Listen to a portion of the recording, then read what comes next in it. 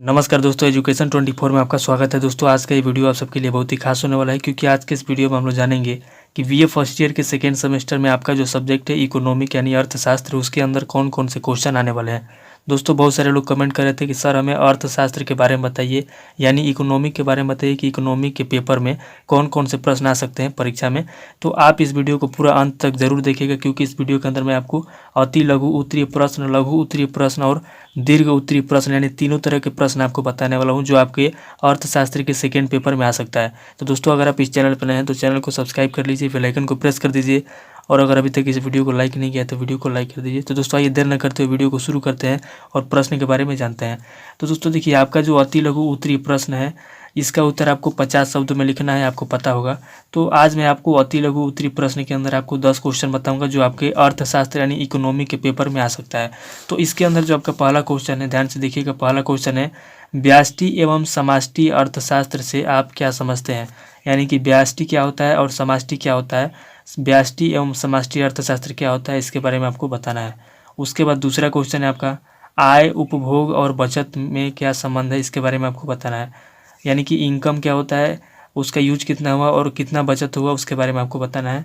उसके बाद तीसरा क्वेश्चन है आपका, सीमांत एवं औसत उपभोग प्रवृत्ति का सूत्र बताइए। सीमांत क्या है और उसके बाद औसत उपभोग प्रवृत्ति का सूत्र आपको बताना है।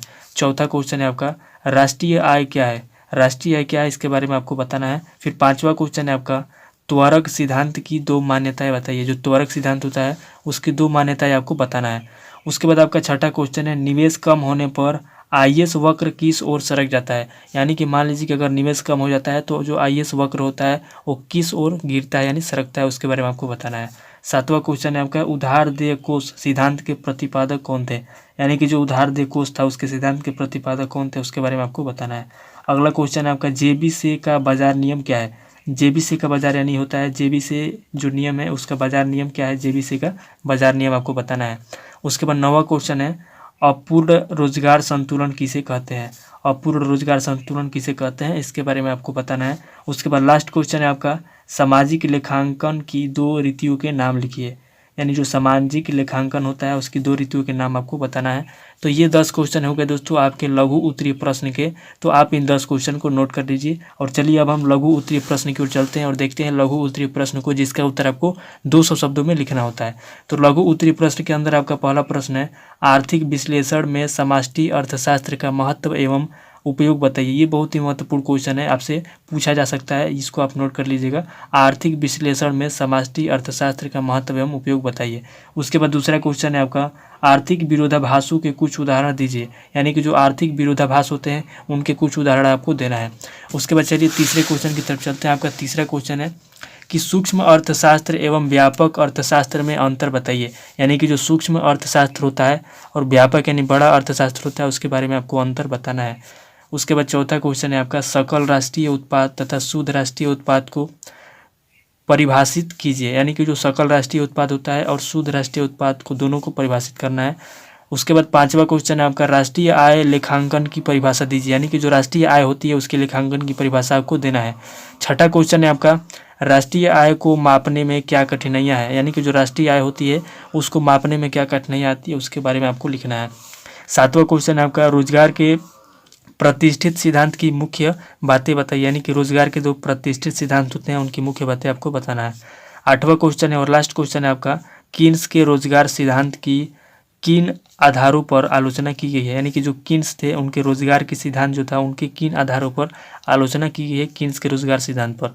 तो ये 8 क्वेश्चन हो गए आपके लघु उत्तरीय प्रश्न के, जिसके उत्तर आपको पर 200 शब्दों में लिखना होता है। तो इन 8 क्वेश्चन को नोट कर लीजिए। और चलिए अब हम दीर्घ उत्तरीय प्रश्न की ओर चलते हैं और जानते हैं कि दीर्घ उत्तरीय प्रश्न में आपसे कौन कौन क्वेश्चन पूछे जाएंगे, जिसका उत्तर आपको 500 शब्दों में लिखना होता है।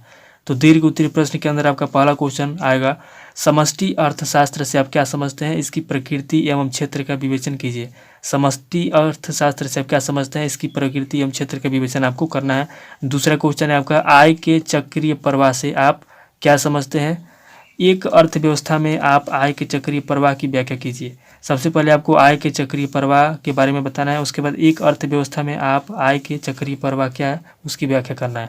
तीसरा क्वेश्चन है आपका, गुणक क्या है, गुणक का क्या कार्य है, गुणक के आकार अथवा मूल्य की व्याख्या कीजिए। यानी कि जो गुणक होता है उसके क्या कार्य है, गुणक के आकार अथवा मूल्य की व्याख्या आपको करना है।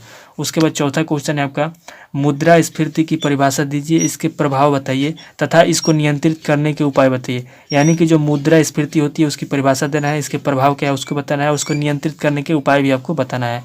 उसके बाद आपका पांचवा क्वेश्चन है जो कि लास्ट क्वेश्चन है, IAS तथा LM वक्रों को व्युत्पन्न कीजिए तथा इनके आधार पर मैट्रिक एवं आय संतुलनों की समझाइए।